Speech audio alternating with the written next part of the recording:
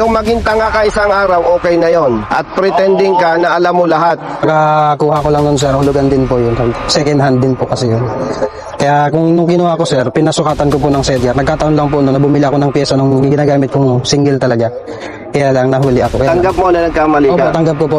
Kaya po kapan nung pagbigay po sa akin ng ticket, pumunta po ako dito. Tapos sabi po sa akin is 5,000 nga yung ticket, yung babayaran.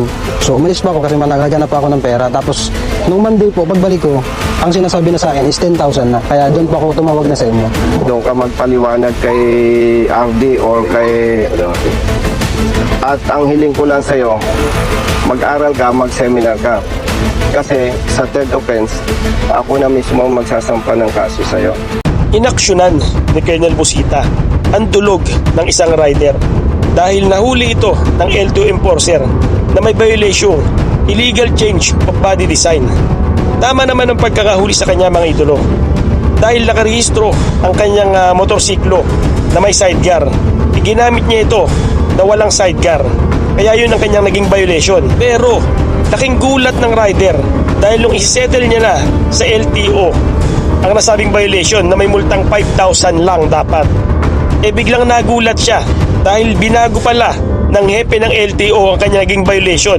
Ginawang improper registration na may multang 10,000 piso or 10,000 mga idolo. Gaano naman kasakit yun na tila ba lumalabas na mas alam pa ng LTO enforcer ang kanyang trabaho kesa dito sa hepe ng LTO.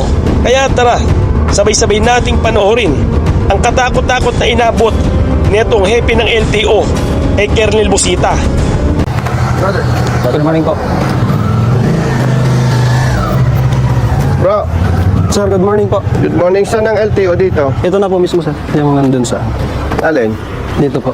May dala kang ORCR mo, yung Xerox. Meron po. Saka yung resibo ng binayaran mo. Yung resibo ko sir, ano lang, soft copy lang po yung... Di ba eh? Ito po yung... Sir, pwede ba magpa-picture, sir? Idol ko to si sir. Thank you po, sir. Ahuli kami, sir. Anong violation? Di bale, mapera ka naman.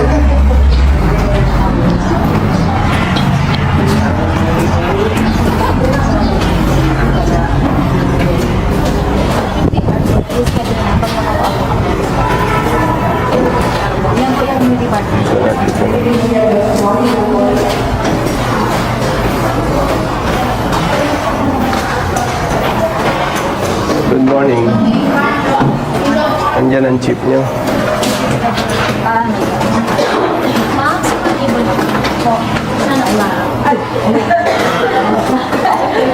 Nahuli ka dahil Ginamit yung ko motorsiklo mo nakarehistro na may sidecar pero walang sidecar. Walang sidecar ko pong ginamit. Ang inilagay sa ticket, Yung nilagay po sa ticket, illegal body design upon comprehensive. Yan po. yan, Yan po. Na nilagay nila sa illegal change body design. Alay ka ba?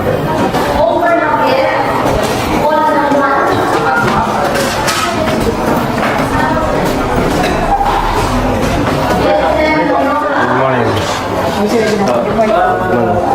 Chief, good morning. Yung ting natin, yung ting sa radio.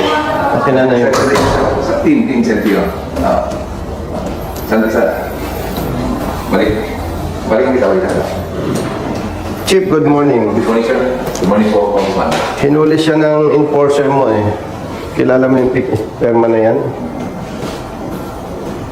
Yes, sir. Ano po ba ang problema natin dito, sir? Ano ba ang legal change body design? Ano po ba yung nasasira natin sa yung factor natin? Tama yung pagkahuli. Okay. Kasi yung motorsiklo niya nakarehistro With sidecar. with sidecar. Okay. Pero nung imananahan niya, walang sidecar. Wala sa ikaw na po. Hindi, tamang apprehension. Okay, tama po. Okay. Ilabas mo yung resibo na siningil sa'yo ng LTO. Yan po. Improper registration. Ito siya ang improper registration. Pag improper registration, 10,000. By the way, Hepe, pwede bang patayin mo muna yan?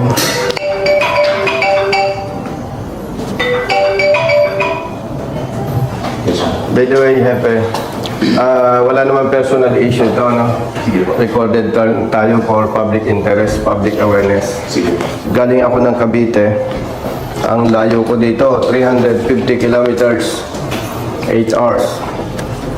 Dahil ang rehistro niya ay With sidecar. with sidecar, Tapos minaneho niya, walang sidecar. Yung sidecar. Lalabas po yun. Eh, siyempre, iba ng register nun. Unregistered na, proper registration na yun. So, kaya dapat pinaregister mo yung... Magkano dapat multa niya? 10,000 yung improper na kasi yun. May problema. Yung kasi sa ano, yung improper yung illegal change body kasi yung sinasabi ng improper registration. Kaya iba kasi yun doon sa sakyan. Hindi, magkano ang multa niya? Lalabas kasi sa improper registration, at 10,000. Pwedeng ipakita mo yung basis natin.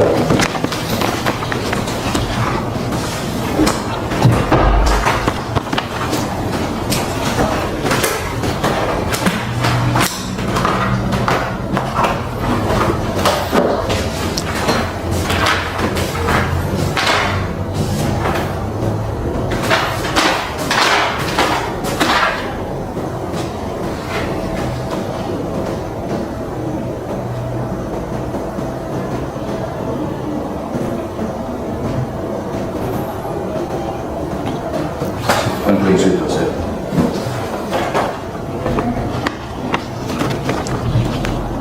Chinards ninyo ng 10,000 dahil improper registration. Yes, sir.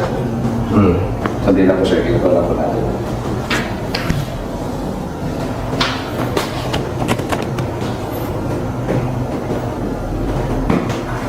Kaya ang inilagay dito, unregistered motor vehicle. Hepe, ilang taong ka ng chief dito, district? Ano po ako, sir? Since 2000, ano po? 2016 po. 16. Bali, 8 years, no? Saan ka dati? Dito na ako, sir. Pumunta ka lang dito. Oo nga. Alam mo, pumunta ako dito, hindi kita kasama. Yes, ma'am. Dahil yung hinuli niyang tao niya,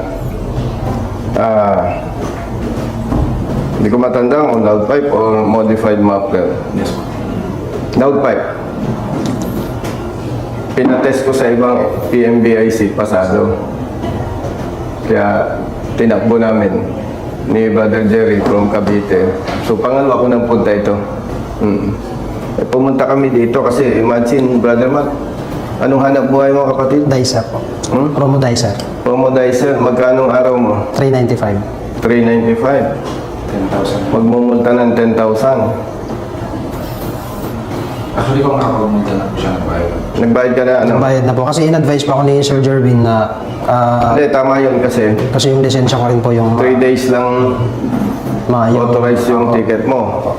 Tapos So lumampas kung pa. 3 days, after nun, driving without license ka, lala ang problema mo. Opo. Mas malaki. Kung magko-contest ka naman, hindi natin pinayaw mag-contest kasi hindi naman natin siya inahamak.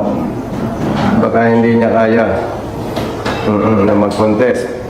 Ang nakalagay dito, Hepe, unregistered vehicle. Ito po, sir. This includes driving with an improperly registered motor vehicle. Paano nga naging improper? O kasi nga, sir, with sidecar siya. Tapos yung denied niya, sir, without sidecar na yun, tinanggal yung sidecar. So, improper na yun. Hindi. Pag sinabi mong improper, you are referring to registration, not motor vehicle. Ang pinag-uusapan natin, motor vehicle. Motor vehicle. Siya ay nakarehistro na may sidecar. Ginamit niya, walang sidecar. So may violation siya doon. Papasok yun doon sa illegal change body design, which is, ang multa noon, Brother Matt, 5,000 pesos. Hindi pinag-uusapan doon, Brother Hepe, doon sa sasakyan niya, hindi pinag-uusapan yung improper registration. Kasi kung sasabihin mong improper registration, still, ang tatamaan LTO kasi hindi naman siya nagre-rehistro. Papel yung binabanggit mo, Hepe.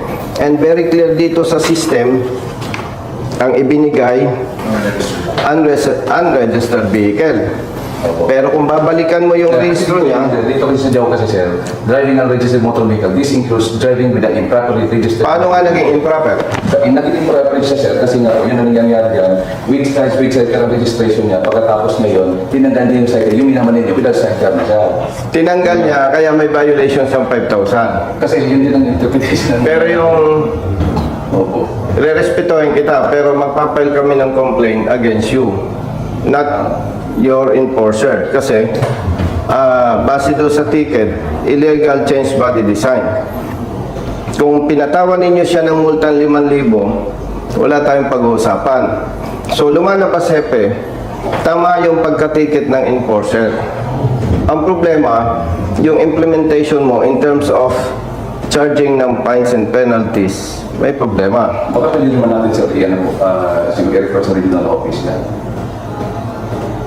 Hindi, kasi talagang Opo. Para magpapile kami ng complaint kasi paulit-ulit na lang nabanggit mo nga, padalwa ko ng punta dito. yung sa, sir, yung sa, O ito, meron na walang signal dito pwede ba sa labas tayo? Walang signal A few moments later. Illegal change body design siya kasi nakarehistro siya na may sidecar pero ginamit niyang walang sidecar, kaya papasok yun sa illegal change body design. Parang truck, meron siyang carrier, tinanggal mo, binago mo. Pero Hepe, pag sinabi mong improper registration, lalabas wala pa rin siyang kasalanan dahil hindi naman siya ang nag-i-encode. Ngayon, nagsadya kami dito para malinawan ko yung yun po sumbo. ang interpretation namin po, sir. So ngayon, kung halimbawa, pwede mo naman na i-contest mo na. Magpapile kami ng kasi kawawa yung mga katulad niya. 10,000 binayaran niya, brother. Jerry, ang sinasabi ni Hepe, improper registration. Improperly registered po siya. Oh, improperly registered. Tama yung pagkahuli sa kanya ng enforcer. Hepe, ang motorsiklo nakarehistro na may sidecar sa rehistro. Minaneho ni rider without sidecar. Tinikitan siya ng enforcer ng illegal change body design. Tama, di ba?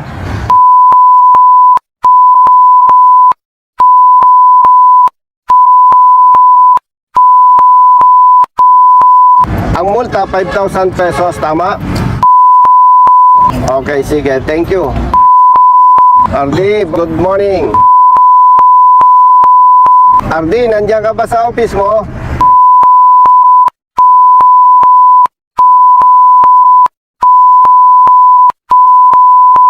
Ay, sige.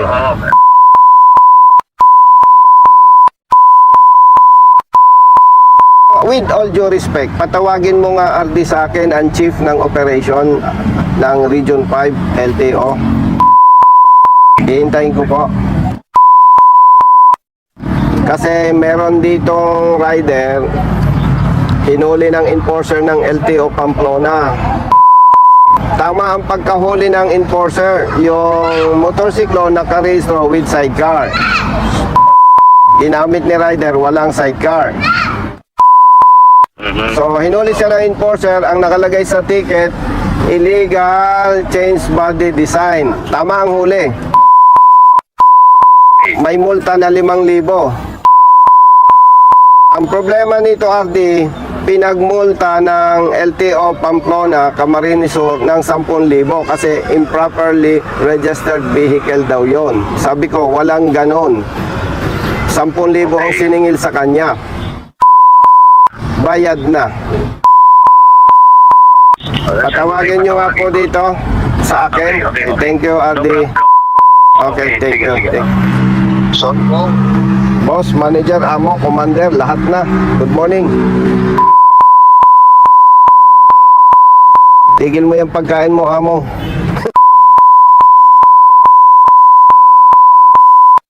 Sige. Baka naman mali ako, kaya gusto ko magtanong din sa magaling.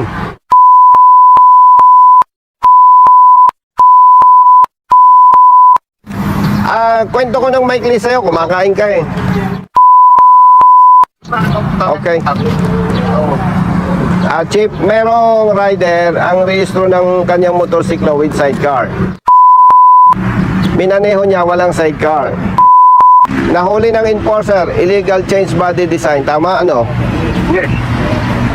Ang multa dapat niya 5,000, tama? Tama. Dito sa Pamplona LTO, pinagmulta siya ng 10,000 improperly registered vehicle according to their chief.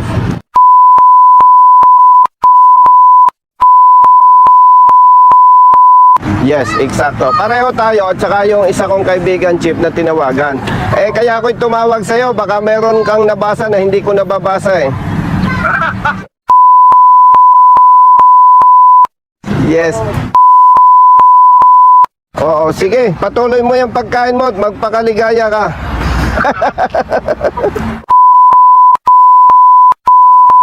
Ay, hindi ka nag-invite magtanghalian ha. Ay, masarap yan. Sampalok. Ay, one time naman, mag-imbita ka. Ano ka ba?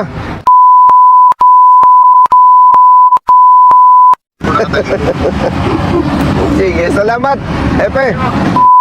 Okay. Chief, 2 district officer itong kausap ko. Ganito lang, sir. At maliban dyan, kaya ako'y tumawag sa iba. Yes, sir. Baka naman ako ay nagkakamali at meron kang nabasa, Hepe, na hindi ko nababasa. Actually, agree po kung ganito yan. Yan po talaga naging interpretation namin. Ibig sabihin, maraming mapiperwisyo sa area mo. Brother Jerry, pag sinabing improperly registered vehicle, hindi kasalanan ng motorista yon.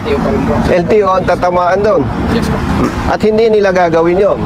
Pinagbibigyan natin ng mga tuwiran. Baka tama siya. Mahirap naman na ipipilit natin yung atin. Ako naman, hindi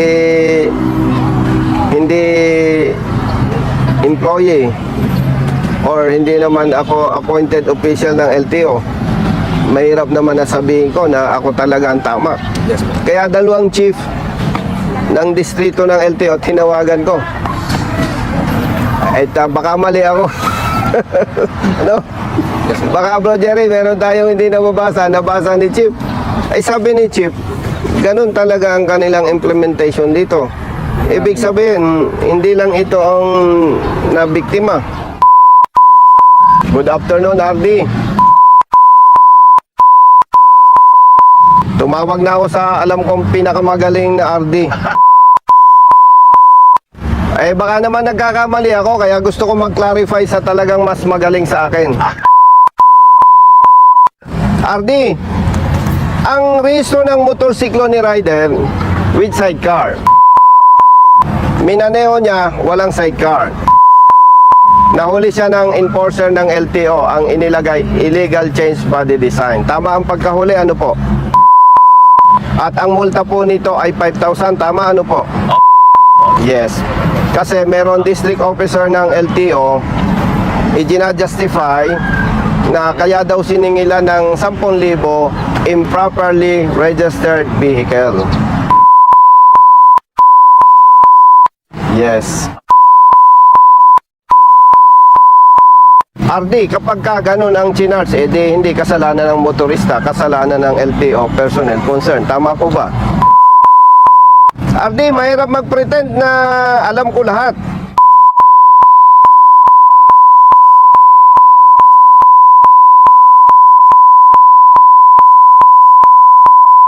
Yung maging tanga ka isang araw, okay na yon. At pretending ka na alam mo lahat. Alam kong busy ka. Maraming salamat po, RD. Tatlo ang kausap ko, Hepe. 2 district officers. Isang RD. Hindi ko na ginulo yung RD ng Region 5 dahil nakalib. 2 district officers, isang RD at ako. At itong mga kasama ko, matagal na sa advokasya. O ikaw, ano opinion mo? Pag nagkamali kayo, anong gagawin nyo? Ganito na lang po, sir. Siguro advice ko na lang ganito po.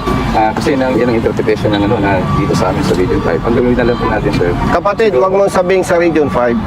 Kasi unfair sa ibang LTO district officers ng Region 5, even sa headquarters. Kasi matagal na tayo sa advocacy, Brother Jerry. This is the first time na nangyari yan. Yung first time na sabi mo, nagkaharap na tayo sa muffler yan eh.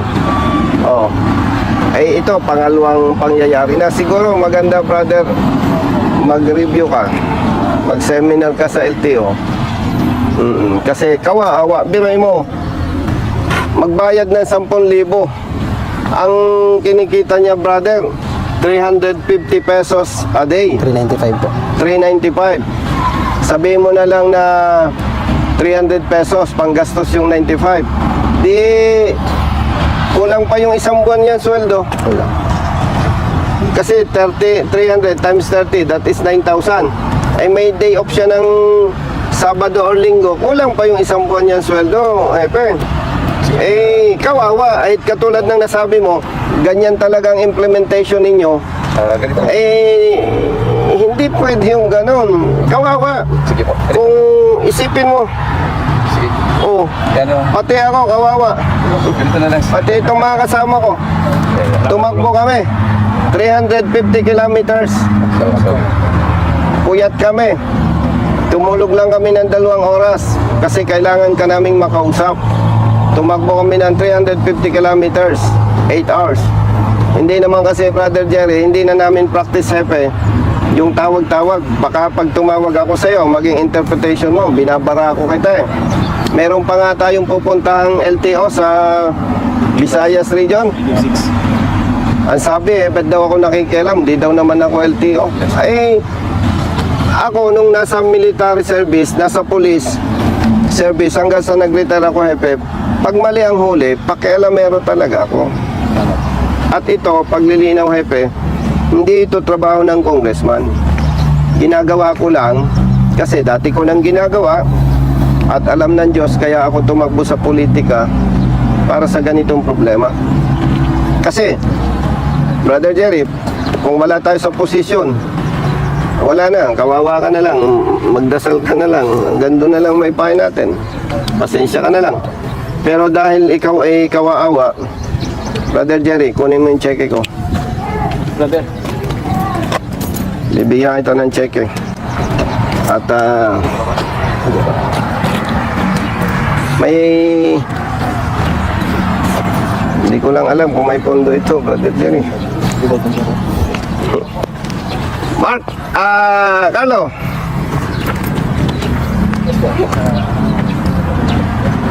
Sulatan mo.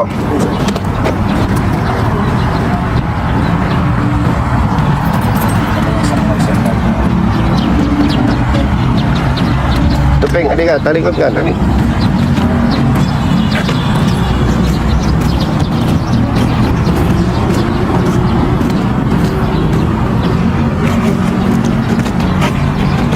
Teka pala, dapat pala ay maayos ang usapan natin. Di ba may paglabag ka?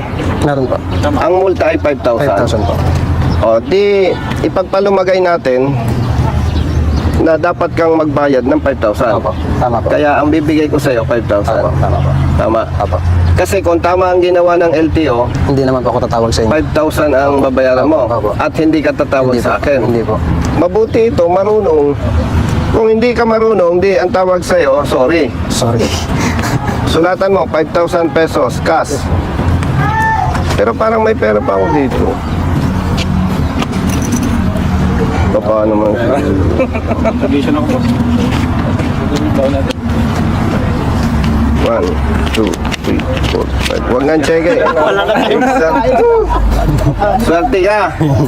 At may ATM si Brother Jerry. Oh, 1, 2, 3, 4, 5. Alam mo kung bakit binayaran ko yung mali na pagkasingil sa'yo? Bakit sir?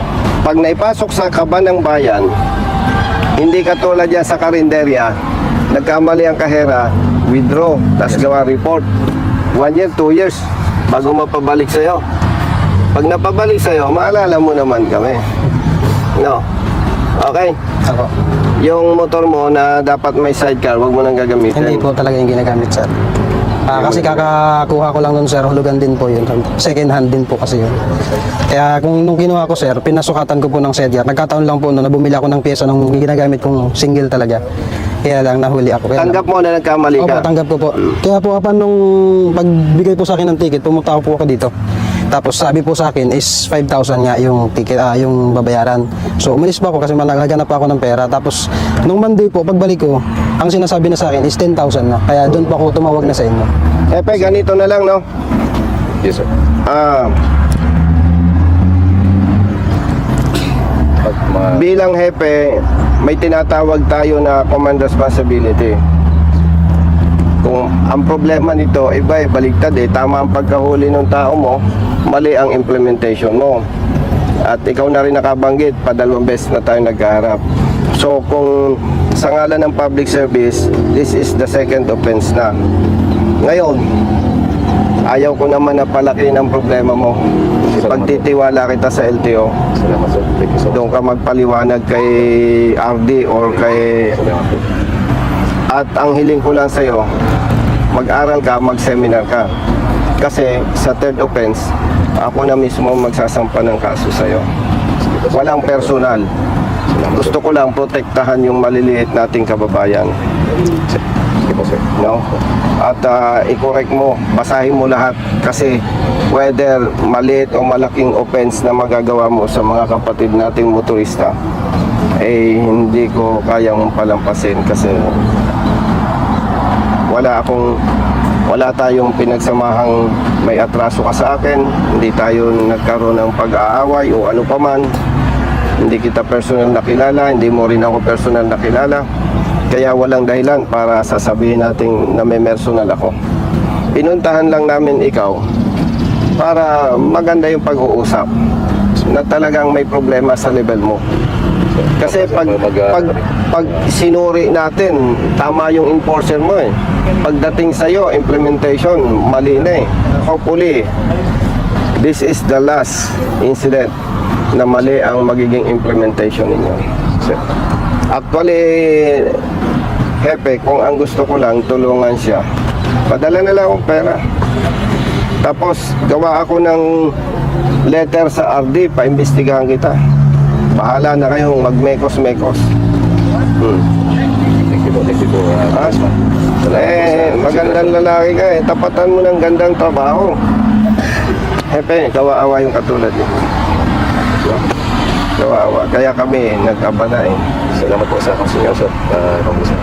Sana last na to Yes, Congressman. Sige. Thank you. Salamat po. Maraming salamat. Absunto ka na sa gastos Salamat, sir.